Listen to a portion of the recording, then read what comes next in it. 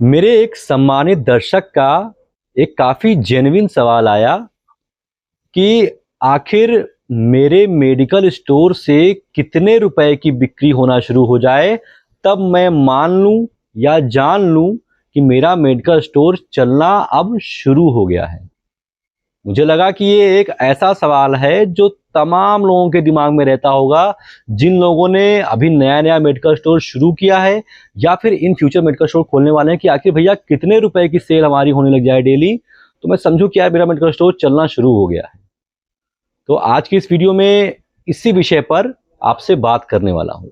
इसका जवाब दूँ इससे पहले मैं आपको बता दूँ कि मेडिकल स्टोर भाई 2 प्रकार से चलते हैं। एक होते हैं जिनको चलाना पड़ता है with the help of doctor, और एक होते हैं जो अपने आप चलते हैं, या फिर आप उसमें प्रैक्टिस कर रहे हो या फिर आपके पास कस्टमर कहीं से अपने आप आ रहे हो। तो जो मेडिकल स्टोर डॉक्टर की हेल्प से चलते हैं उसमें आपका कोई जोर नहीं है। हो सकता है कि जिस दिन आपने मेडिकल स्टोर खोला आपके डॉक्टर साहब बैठे, उन्होंने 100 पेशेंट देख लिया, 100 पेशेंट का पर्चा आपके पास आ गया और 1 लाख रुपए की सेल हो गई। पहले दिन से ही वो मेडिकल स्टोर चलना शुरू हो गया। तो जो डॉक्टर जहां बैठते हैं वो तो मेडिकल स्टोर डिपेंड करता है डॉक्टर की ओपीडी कितनी है। जब डॉक्टर साहब चलना शुरू करेंगे आप अपने आप चलना शुरू हो जाएंगे। आपकी डोर डॉक्टर साहब से बंधी हुई, डॉक्टर साहब जितने आगे जाएंगे आप उतना आगे चले जाएंगे। दूसरा, जिसको खुद चलाना पड़ता है, ये सवाल ज्यादातर उन लोगों को सटीक बैठता है। देखिए, अगर आपने मेडिकल स्टोर खोला है और अभी 6 महीने के अंदर अंदर आपने मेडिकल स्टोर शुरू किया है, तो अगर आपकी प्रॉपर कंटिन्यूअस सेल 2000 या 3000 के बीच में भी हो रही है तो आप मान के चलिए कि आपका मेडिकल स्टोर चलना शुरू हो गया है। लेकिन एक चीज पे मैं बहुत एम्फेसिस करूंगा। आपने पूछा कि मेडिकल स्टोर चलना चलना का मतलब होता है कोई चीज गतिमान है, मतलब कोई चीज कंसिस्टेंसी से चल रही है। तो यहाँ पर मैं विशेष तौर पे कहूंगा कि अगर आपने 6 महीना मेडिकल स्टोर को खोले हुआ है और आपकी सेल 2000 से लेकर के 2500-3000 तक कंसिस्टेंसी के साथ में है, मतलब ऑन एवरेज आपकी सेल 2500-3000 हो रही है, 6 महीना दुकान खोले आपको हुआ है और दुकान आपकी अपने आप से चल रही है, किसी का पर्चा नहीं आ रहा है या फिर आप खुद से प्रैक्टिस कर रहे हैं, तो आप मान चलिए कि आपकी दुकान ने रिदम पकड़ना तो शुरू कर दिया है। गाड़ी आपकी फर्स्ट गियर में तो है, एक्सीलेटर पे पाँव रखना बाकी है, आपकी गाड़ी चलने तो लग गई है। तो मतलब अगर आपने 6 महीना हुआ आपको मेडिकल स्टोर खोले और अब बिना किसी डॉक्टर के पर्चे के आपकी सेल 2500-3000 हो जाती है, तो आप मान के चलिए कि आपकी अच्छी शुरुआत है, आपका मेडिकल स्टोर चल रहा है। लेकिन अगर आपने 6 महीने से लेकर के आपका मेडिकल स्टोर 1.5 साल तक हो गया है, तो उस परिस्थिति में कम से कम आपकी सेल 3500 रुपए से लेकर के 6000 6500 रुपए तक हो रही है, तो आप मानिए कि आपका मेडिकल स्टोर चल रहा है, क्योंकि आपने 1.5 साल दे दिया है। और 1.5 साल में अगर आपने इतनी जो है कस्टमर बना लिए कि आपकी सेल पर डे 3500 4000 से लेकर के 6000 6500 के बीच में हो रही है, समझ लीजिए कि आपका मेडिकल स्टोर चलना शुरू हो गया है। लेकिन मैं इन सब के बीच में सबसे इंपॉर्टेंट टर्म कर रहा हूँ, कंसिस्टेंसी। ऑन एवरेज, मैं ऑन एवरेज की बात कर रहा हूँ।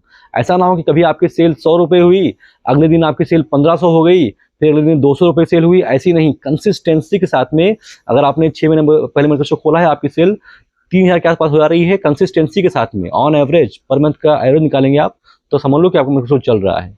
इसके अलावा अगर आपकी दुकान 6 महीने से लेकर के 1.5 साल हो गई है और आपकी कंसिस्टेंसी के साथ में सेल 3500 से लेकर के 6500 के बीच में कहीं लाई कर रही है, तो आप समझ जाओ कि हाँ ठीक है, कोई बहुत बुरी बात नहीं है, आपका मेडिकल स्टोर चल रहा है। इसके बाद जैसा आप रेंज बढ़ाओगे, जैसा ऐसा समय जाएगा, लोग आपको जानेंगे पहचानेंगे और आपकी सेल और ज़्यादा बूस्ट होगी। बस आपको धैर्य रखना है, आपको वहाँ पर टिके रहना है। आप टिके रहेंगे तो स्कोर बोर्ड अपने आप धीमे धीमे मूव करना शुरू कर देगा और आप शतक भी मारोगे, आप 200 भी मारोगे, आप मर्सिडीज भी लाओगे, आप कार भी लाओगे, आईफोन भी लाओगे, बड़ा सा घर खरीद लोगे, सब कुछ हो जाएगा। बस आवश्यकता है टिके रहने की, क्योंकि 90% मेडिकल स्टोर 1 साल के अंदर बंद हो जाते हैं। सिर्फ 10% मेडिकल स्टोर सर्वाइव करते हैं जो खुलते हैं, और उन 10% में से भी 5% मेडिकल स्टोर वैसे होते हैं जो 3 साल से अधिक सर्वाइव कर पाते हैं।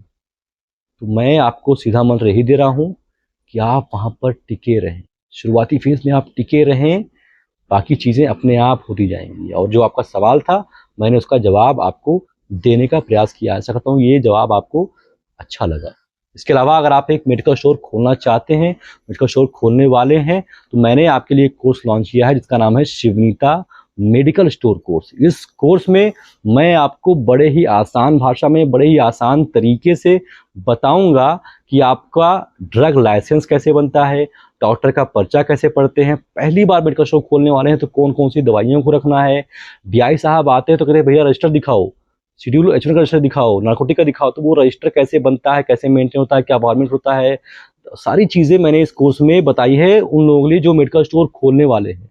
तो अगर आप मेडिकल स्टोर खोलने वाले हैं, कहीं मत भटकिए, कहीं मत सर्च कीजिए, क्योंकि कोई भी आपको सही जवाब देगा नहीं।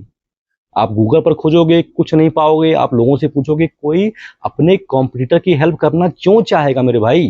तो आप कहीं एनर्जी मत वेस्ट करो। ये कोर्स मैंने आपके लिए लॉन्च किया है, इसका प्राइस मैंने मात्र 99 रुपये रखा है ताकि ये पॉकेट फ्रेंडली रहे। मतलब 99 रुपये क्या होते हैं यार। मेरे ऐप डेवलपर ने मुझसे कहा कि यार कम से कम 198 रुपये अपना प्राइस रखिए सर। मैंने कहा नहीं भाई, मैं पॉकेट फ्रेंडली होना चाहता हूँ ताकि बहुत लोगों तक ये कोर्स पहुँच सके। और मुझे लगता है कि भारत में बहुत सारे लोग ऐसे हैं जिनको जानना है मेडिकल स्टोर के बारे में, वो खोलने वाले हैं, उनको जानकारी नहीं है। तो अगर आप भी उनमें से एक है, मेडिकल स्टोर खोलने वाले हैं, तो ये कोर्स आपका ही है। इस कोर्स का लिंक, अपने ऐप का लिंक मैंने डिस्क्रिप्शन में दे रखा है। आप वहाँ पर जाइए, प्ले स्टोर से इसको डाउनलोड कीजिए और इसका लाभ उठाइए बिना कहीं भटके, बिना एनर्जी वेस्ट किए।